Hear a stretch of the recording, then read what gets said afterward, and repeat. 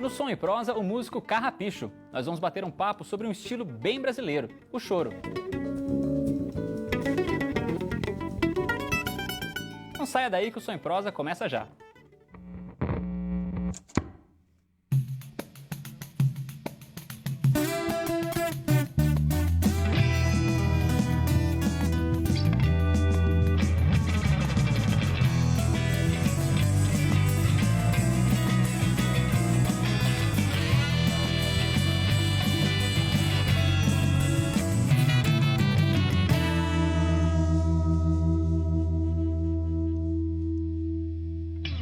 Muito bem, Som e Prosa no ar. Hoje eu estou tendo o prazer de receber aqui no nosso estúdio o Carrapicho, um grande músico aí, mestre do choro, acompanhado pelo Paulo, o Fernando e o Lilo também. Tudo bem, gente? Tudo bem. Tudo ótimo. Ótimo. Carrapicho, agora você tem uma trajetória longa já aí no chorinho, inclusive um grande reconhecimento aí do pessoal que toca no choro. Já é um expoente do choro, poxa? Tô gatinhando ainda. Primeiramente, obrigado pelo convite de estar participando do Prazer é nosso. Som e Prosa.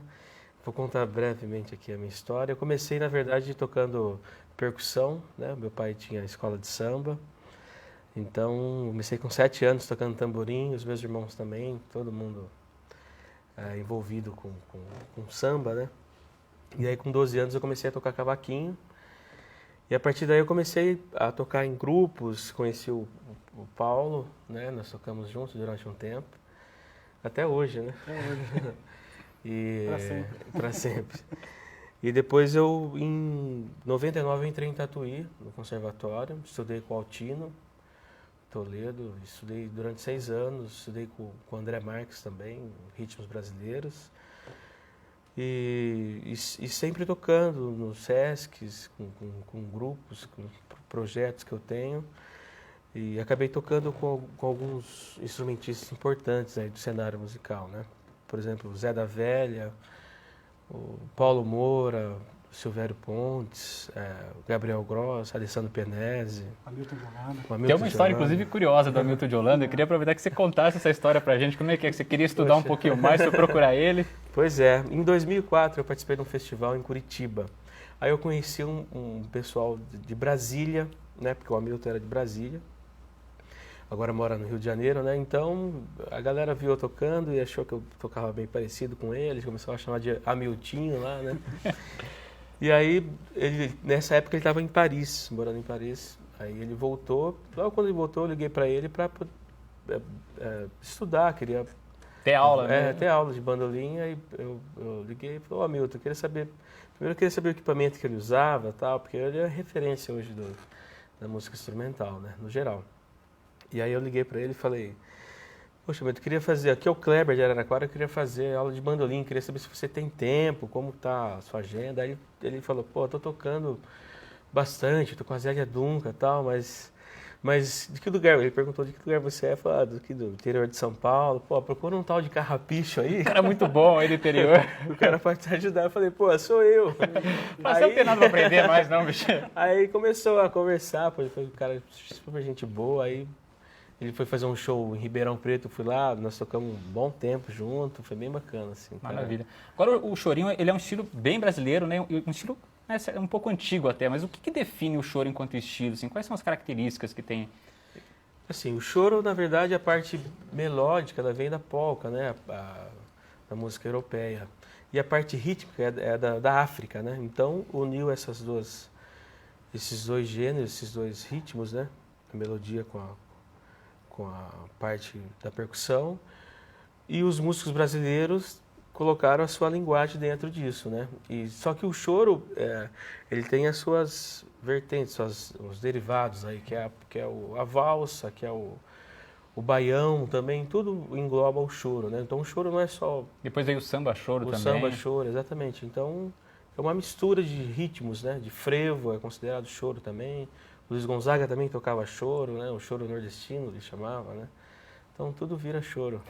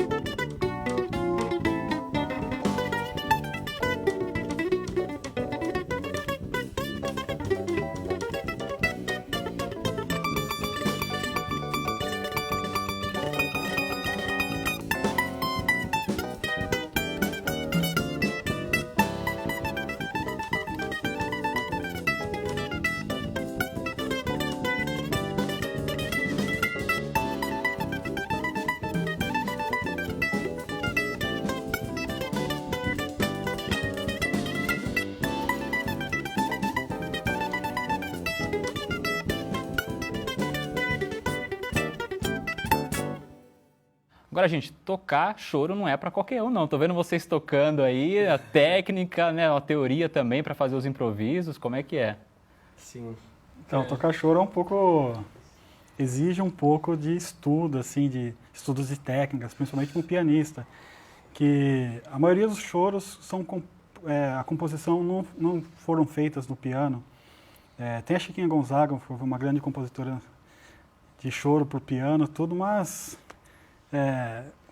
Pixinguinha, esses caras aí não compõem muito no piano. Então a dificuldade para um pianista tocar choro é muito grande, assim. A mão não dá, os dedos sobra nota. Exige viu? o máximo o tempo inteiro também, né? Nossa, uma grande, assim, se quiser estudar técnica, estude choro, que assim, abre a cabeça. Bacana. Agora, o Carrapicho, você toca o seu choro com um bandolim, né? Sim. Temos grandes bandolinistas aí na história do Brasil no choro, mas a flauta também, né, é um instrumento que acabou casando muito com o choro, né? Tem alguns grandes compositores do choro aí na flauta também, né? Tem, sim. Começou com... Nossa, que eu sei, o Joaquim Calado foi um grande mestre da flauta, né? Que ele fez Flor Amorosa, né? É um dos primeiros chorões dos também, primeiros né? chorões. Inclusive ele fez Flor Amorosa, dizem que foi feito para Chiquinha Gonzaga, né? Diz que tem um caso assim. O Pixinguinha também tocava sax e também tocava flauta, Tocava né? flauta E piano também. e piano. Depois veio o Altamiro Carrilho, que manteve durante um bom tempo, tocou no mundo inteiro, né? Levando o seu instrumento aí para todo mundo conhecer. Muito bem. Vamos aproveitar então e conhecer um pouquinho mais da flauta no nosso quadro de hoje. Roda aí.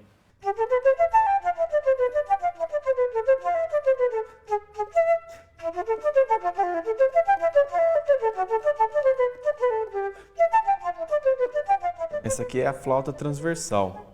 Para mim é o instrumento mais antigo depois da percussão. O instrumento mais antigo do mundo eu gosto de falar que dele vem todos os outros instrumentos, a mãe de todos, assim. E é um instrumento presente no mundo todo. Toda civilização que você procura na história tem um tipo de flauta presente. Desde a pré-história são encontradas flautas de osso. Essa aqui é a flauta moderna, ela foi criada no século XIX, no início do século XIX, final do século XVIII. É um instrumento cilíndrico, o corpo dela é cilíndrico e o bocal dela é cônico. Aqui em cima é um pouco mais fino que aqui embaixo. E ela é cheia de orifícios e existem essas chaves. Foi criada por um alemão que chama Theobald Bonn. Esse sistema de chaves aqui é uma coisa bem moderna, assim, foi uma grande sacada.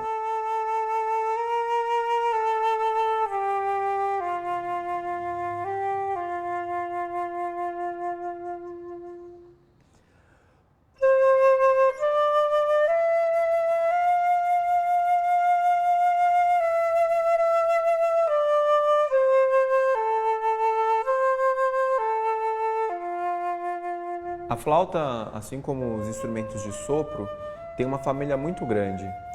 Essa aqui é a flauta soprano e ela tem instrumentos mais agudos e instrumentos mais graves. Um deles é o pícolo.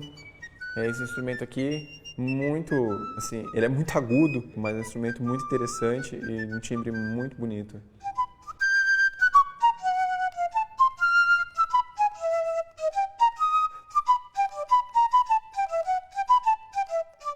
A flauta é um instrumento melódico, ela não faz acordes, apesar que existem técnicas onde a pessoa consegue fazer mais de uma nota ao mesmo tempo. Ela serve para, na maioria das vezes, estar como solista, às vezes faz um contracanto para acompanhar, mas em si é um instrumento melódico que faz solos ou um acompanhamento assim. A flauta está presente em diversos estilos. No Brasil, ela é muito forte no choro, onde ela se tornou um instrumento muito característico da formação do choro. Ela está presente no rock and roll, tem uma banda muito famosa que é o Jethro Tull. Ela está presente na orquestra, tem um repertório uma literatura muito grande para flauta na orquestra, é um instrumento muito característico e muito importante dentro desse repertório erudito. Está presente na música popular brasileira, está presente no jazz.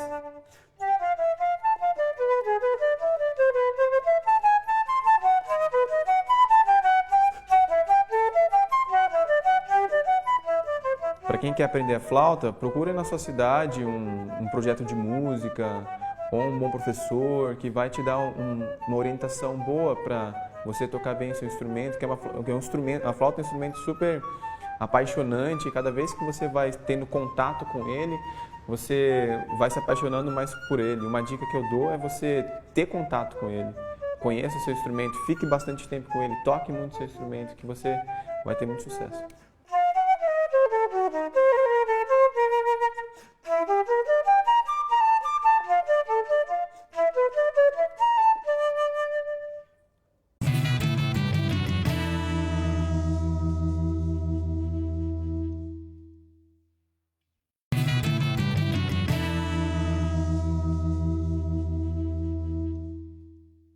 Bom, o choro nasceu no Rio de Janeiro em meados do século XIX e se tornou referência internacional por conta de grandes nomes da nossa música. Teve um documentário de 2005 que falou um pouquinho dessa história e a gente vai começar esse bloco assistindo um trechinho. Roda aí.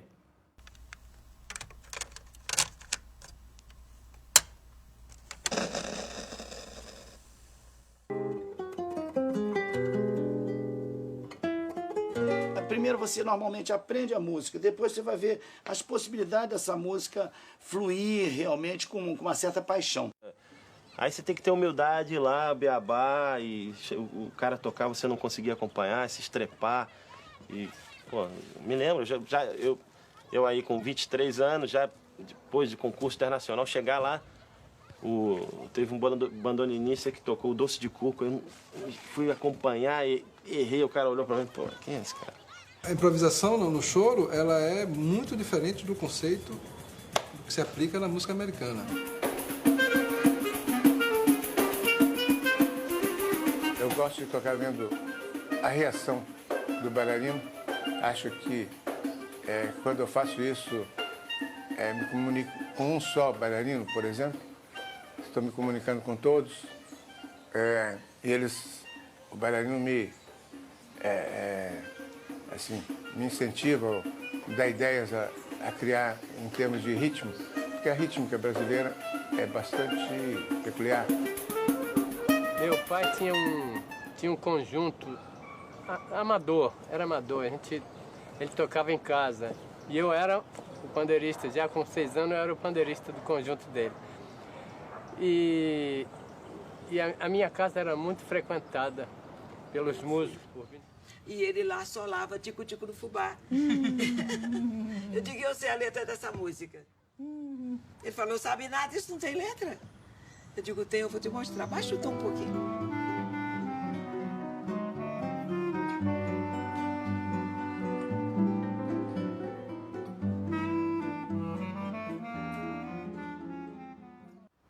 Muito bacana esse documentário. E a gente vê assim, tá com a legenda em inglês e não é à toa não, porque esse documentário foi produzido por um finlandês e teve como coprodutor um suíço, né? Quer dizer, o pessoal da gringa aí interessado na nossa música, né? Bom. É um estilo que chama a atenção, né? De quem quer pesquisar música, quer conhecer um pouquinho mais. Essa nossa música aqui, Nosso Chorinho, é um negócio de ponta. Hoje, por exemplo, um mês atrás eu conheci o Fernando. O Fernando, ele é presidente do Clube do Choro de Paris. Então ele estava comentando, inclusive o meu material está até lá, se Deus quiser, Deus amor. Vai fazer uma turnezinha por lá. Nós vamos juntos. Então ele estava, inclusive esse mês aqui está tendo um festival em Paris. Então ele falou assim, ó, você fechando aqui, você vai para a Itália, tem Clube do Choro ao redor ali. Então cresceu demais, né? O choro chamou a atenção universal, internacional. Exatamente. E agora, assim, tiveram alguns grandes nomes que ajudaram, né? O Jacob do Bandolim mesmo, Jacob né? Bandolim. O Garoto viajou muito tempo. O Garoto é um instrumentista que tocava com a Carmen Miranda. Então, viajava o mundo. Então, mostrou também um pouco da nossa música, né? Hoje, o Hamilton de Holanda, ele vive 6 meses aqui, 6 meses fora. Né? Então, tem essa ligação aí. Outra coisa curiosa também é que esse documentário fala é que o choro no começo era só instrumental, né? Depois que foi se encaixando a letra, justamente pela dificuldade de se encaixar a letra, né? A música cantada ela é mais aceitável, né? Querendo ou não, né? É difícil competir com um cantor, né? Você vai solar, pô, o cara canta lá. Mas tem que cantar acelerado também, e não é fácil não. É muita nota. Várias notas. Mas o choro cantado, eu acho que, assim, tem bastante composições, mas não vingou tanto, né? na minha opinião. Assim. O choro instrumental tem mais a liberdade do músico também, e essa questão do improviso, que é um improviso diferenciado também, né? Que a gente está às vezes acostumado com o improviso do jazz, o improviso do choro tem que ficar meio junto da melodia ali também, né? É um negócio meio você diferente. faz uma variação em cima da melodia, né? Depende do que o músico quer no momento, né? Às vezes o cara viaja também, vai para o outro lado, né? Mas geralmente o improviso do choro é em cima da melodia, né? Faz uma variação só. Muito bem, gente, queria agradecer demais a participação de vocês, Carrapicho, por ter vindo de Araraquara trazer seu som. Foi um prazerzão escutar vocês aqui. Eu agradeço, Renê. É um prazer imenso estar aqui com o trio Paulo Maia, né? Então, eu espero voltar aqui lançando meu CD, que portas abertas. Futuramente vai estar na mão. Maravilha, gente, brigadão. E você está em casa, lembrando que o nosso programa fica disponível na internet também. Inclusive, tem música extra que o Carrapicho gravou aqui. Até a semana que vem. Tchau.